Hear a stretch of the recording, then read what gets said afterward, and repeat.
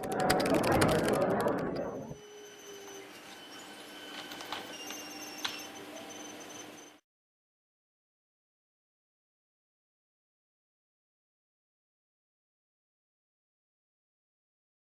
is up, everybody? Welcome to yet another Raspberry Pi tutorial. In this tutorial we're going to be talking about the terminal.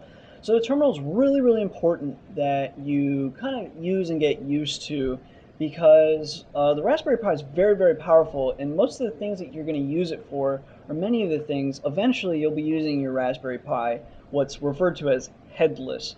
So it's useful to start learning these terminal commands, so later on you can start just connecting via what's called SSH and not have to, come up with a screen in a desktop. Like, you'll connect from another computer to this computer, basically. So it is important that you learn to use the terminal.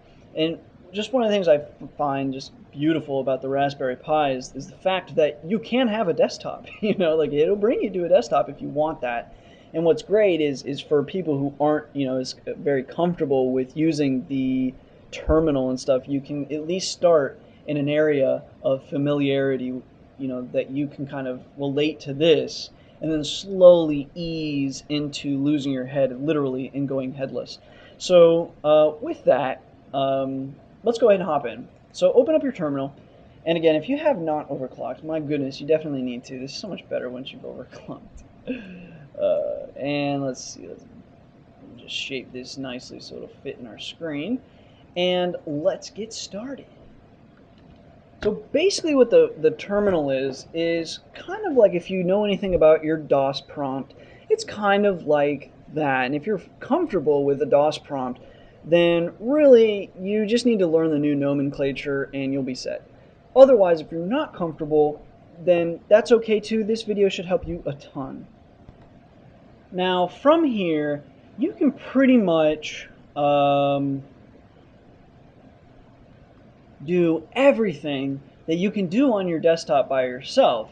You can pretty much do everything within this little line. And what's lovely is, like I was saying, you can connect via like SSH and really work on the computer and pretty much do everything that you were once doing on a desktop. And once you get kind of comfortable with it, you'll actually just get used to it. It's kind of like if you've ever learned to program. Initially, you kind of had to like code like a line, test it, code a line, test it, code a line, test it, because you weren't really sure if you got there. Like, you're like partially blind, right?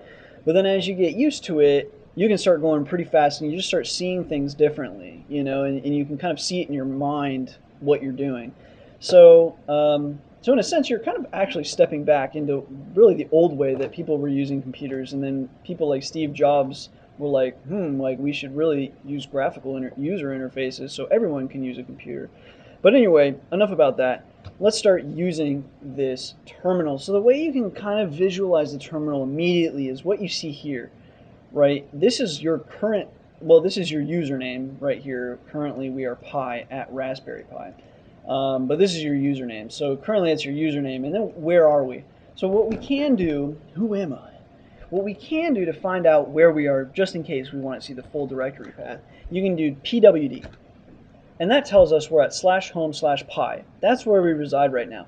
But another easy way to kind of see where you are, that's probably used more often, is because generally you don't really care where you are, you care about where you can go. So ls, and what that's going to do is kind of list out all the things in the directory that you're in right now.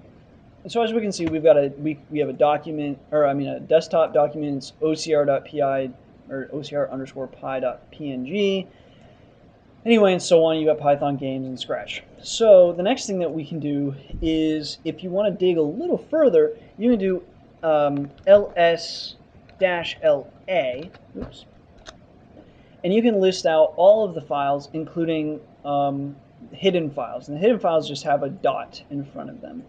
Unlikely that you'll ever really need to care about that, but sometimes you might. And also, just as a quick aside, that's not really security to put dots in front of your files, because they are actually very visible. But the next thing that we'll be talking about now is, like, how do we go from where we are now? How do we go forward, right? Because that's what I said we like to do.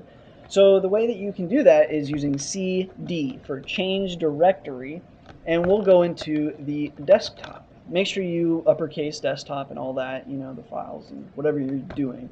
So we'll CD into desktop, and sure enough, you can see that it's changed now. It's changed into desktop. Now if we do ls, we're going to see something a little different, but I think it's just because they're given like a desktop property, but you'll see what I'm talking about. Every file here is .desktop, so it's like a desktop modification to the file, so it's like on the desktop. I don't really know too much about what's going on there. I just know that obviously something is going on there. So anyway, let's say we want to go back and check out documents, right? So how do we get back? So to CD backwards, a period means where you are, and another period means backwards. So if you want to go back a directory, you could just do ... or you can do ... to be like really proper about things. So we'll hit enter, and now we're back again. So if we ls, we see, okay, we've got desktop document, all that stuff again. So let's say we want to CD into documents. So obviously that's how we do it. So CD documents. And now we're in documents, and we can list out everything that's in here, and we see there's really only one thing, and that's Scratch projects. And so now let's say we want to make our own directory. So to make a directory, it's actually pretty simple. The command for this is mkdir for make directory. So what we can do is it's going to make this directory wherever you tell it. So right now, our current folder is documents. So we could make the directory straight into documents. So that's actually what we're going to do. So we're going to make a directory, and we're going to call it new dir. Awesome camel casing. So make directory, new dir. Now when we list out the directories, we see new dir is there. So let's go ahead and CD into new dir. And let's list everything. Nothing. But what about list all? Sure enough, we actually have some other stuff in here. I have no idea what these things are, but they're there. So anyway, continuing right along. Sorry, I left for a second. I believe we just left off going into new dir. But anyway, so now that we know how to make directories, how do we make files? Well, the command to make a file is touch. Oops. Touch. And given the name of that, I have absolutely no choice but to make the file that we make this. And we'll say it's this.txt for now. So that makes the file. So now when we ls, we can see we've actually got this.txt. And if you open up your file manager, which you could go to the little bar here and go up to accessories file manager, or as you can see, they've aptly put it right here, so you can just click on it and bring it up. So we are in documents, new dir, and sure enough, here's this.txt. Awesome. So the next thing that we want to do is, let's say we want to edit this.txt. How will we do that? Well, to open that up, you do nano this.txt. Hit enter, and it will open up into your GNU Nano 2.2.6. Awesome. So you can look like a baller as you type stuff into here. Now, so we'll just say like example of text, something like that. Now, to save, what you're going to do actually is just go ahead and say Control X for exit. It will ask you if you want to save the modified version, Y for yes, and it will already have the name in there originally, so you just hit enter, and that will save the file. So now if we actually, by hand open up this file, we'll see there's example text in there.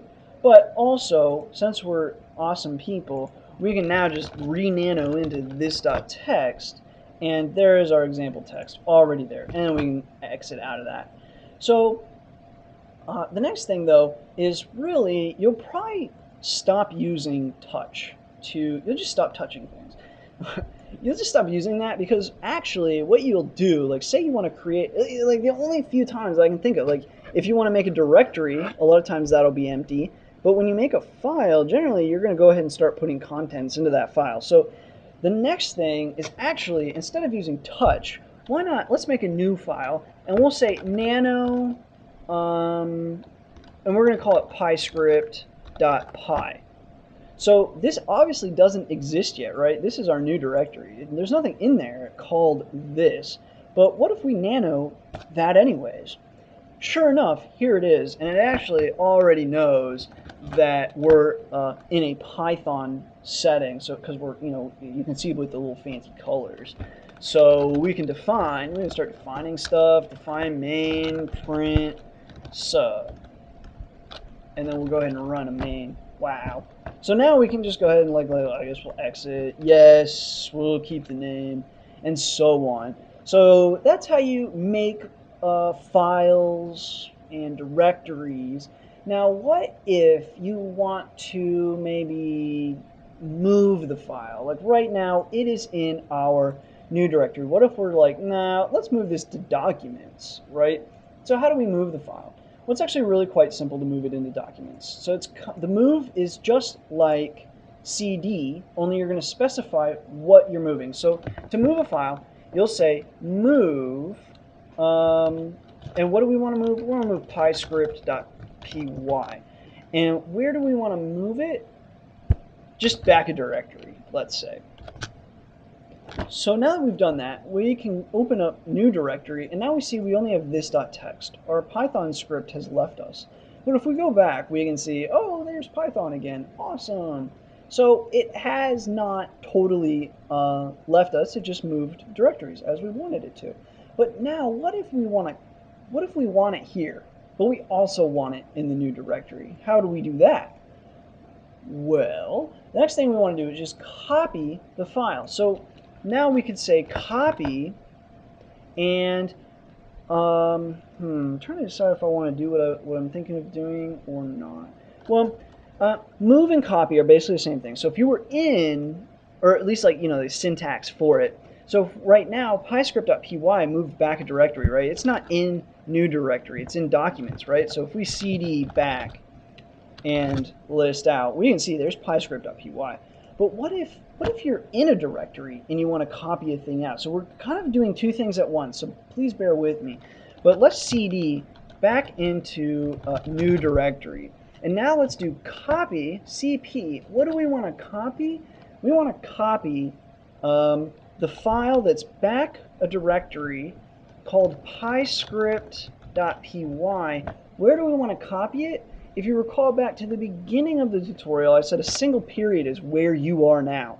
So it's kind of like a shorthand way to just say here. So we're copying this thing back a directory called pyscript.py, and we're copying it here. So we do that, and sure enough, let's list out where we are. So now we're in new dir, there's pyscript.py. Let's cd back something. Let's do list. And there's pyscript.py again. So I was two things at once. Copy, and then also the whole here. But I did already teach you guys here, so that shouldn't have been too difficult. So now let's say we do want this back. We want this in new dir, right? We don't want it in just documents, right? So here we are in documents, but we don't want it in documents. So how would we actually delete this file? So actually, all you have to do that is rm, and what do you want to delete?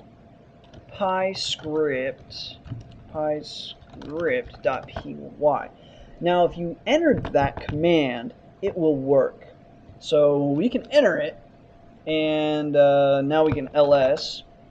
And as you can see, it's not here anymore, and it's not here anymore. But of course, it's still in new dir.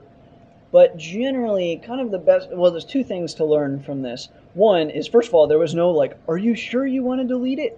Right? Like, it just deletes it. So one thing to kind of keep in mind when you're deleting files, and then what I'm about to show you how to delete directories, it's going to just delete it, right? And so sometimes what's best is to say, let's say you're in, well, it was originally in documents. So you could say pwd for a quick reminder of the full path. So instead of let's nano a pyscript.py again real quick, just so we have an actual example here. Print a, okay, so we've got just a simple little pyscript. We're exited, yes, save the same thing. So now when we list a file, there it is, pyscript.py. So the better way to delete something would be using the full path. So instead of just rm in the file name, you can do rm slash home slash pi slash documents slash pi script.py. Now, again, if we, well, I'm sorry, I keep wanting to pop over here, but really the proper way for me to show you is just with ls. Now you can see the file got deleted, and using the full path was a much more, much safer way for you to start deleting files, because again, it doesn't confirm anything with you. So you want to be kind of certain that that's the file you wanted to get rid of, right? Because like a lot of people might have files called like main, or I don't know, some other things that people like test files. Like a lot of people have test.py or something like that. That's like a very similar name for multiple files. So the next thing is like, how do we actually delete a directory? So let's say we want to delete new dir. So let's go ahead and do that. So the way to get rid of a directory is, again, so we're in documents ls, there's new dir, so let's go ahead and just delete new dir, or so we think. So rm dir is how you're going to get rid of a directory. Now you just put the directory name, in this case new dir. So we hit enter, and you see that actually it failed because the directory isn't empty. That is so very nice of them to remind you of the dangers of rm. So, so the way that you would delete that directory is really, you would want to delete the directory plus everything in it. And there is a way to do this, and that is rm-rf, and then you want to say we're going to do it to new dir. So we will delete that directory, and as you saw, it disappeared from our bar. So now it's totally gone, including the files within it. And the next thing that you can kind of do, I can't think of too many scenarios where you'd want to do it, but it's a good little thing to understand when it comes to deletion. So let's actually make a directory, and we'll call it another dir. And then we want to do, let's nano another dir, and the file will be another file dot text. And let's say this is a text file, and we'll control X, Y to save it, enter to save it as that. And then actually let's nano another file. So again, we're nanoing, even though we're in documents, we're actually creating stuff in that other directory. Even though we're residing in documents, we're telling it to make it in another dir. So let's do that again, another dir. And now we're going to do a pyfile.py, and we'll just make it a very simple py file. Control X, yes to save it, enter to keep the name. And so now we actually have two files. So let's say we want to do ls. And, I'm sorry, well, let's cd into another dir first. And now we'll do ls. We've got two files within another dir. So let's go back, cd ... And let's say instead, what we'd rather do is delete every file that ends in .txt in our another dir. How would we do that? Well, pretty simple. We would say rm, same deletion tactic as before. Now we'll specify the directory of another dir slash, and then you use star. And what that star signifies is like all. So if we just leave the star in there, it'll delete all the files. But we could also say everything that and then ends in text. So if we hit enter here, we'll cd into another dir, ls, and as we can see, we've still got the py file, but it did delete our text file. Now let's just nano a quick text file real quick, text.txt, control X, we're going to save it, save as the name. So now we have a file system in here. Let's cd back one more time, and now let's say we want to do rm another dir, and then we just want to do everything and then another dir, just delete it all. Now let's cd into another dir, So we originally had two files, the Python file and the text file, ls, and as you can see, it is actually empty. But what about ls-la? As you can see, we did retain our hidden files, basically. So anyways, or I don't even know if these are in theory even hidden. They might just be like maintenance files or something, I don't know. I could try to delete some of the stuff on our desktop, but I'm not going to do that for now. Anyway, I think that'll conclude it. As far as like basic stuff, like now you know how to at least copy, make directories, move stuff around, open stuff, edit stuff, whatever. So that should at least help you to get sort of comfortable with the idea of the terminal. So if you're still a little uncomfortable, keep playing around with it. There are like tons of commands within the terminal, and probably the best stuff is the whole like get things, where you can just download things offline. It's very simple, and you install through the terminal, and that's pretty much the coolest stuff with this stuff. So anyway, keep at it. It's definitely very worthwhile to learn it, especially for the SSH in the future, and especially if you plan to ever like operate a server, like a web server, or just like some other sort of servers. So yeah, anyway, hopefully you guys enjoyed. Hopefully you learned something. As always, thanks for watching. Thank you for your support, your subscriptions, and until next time.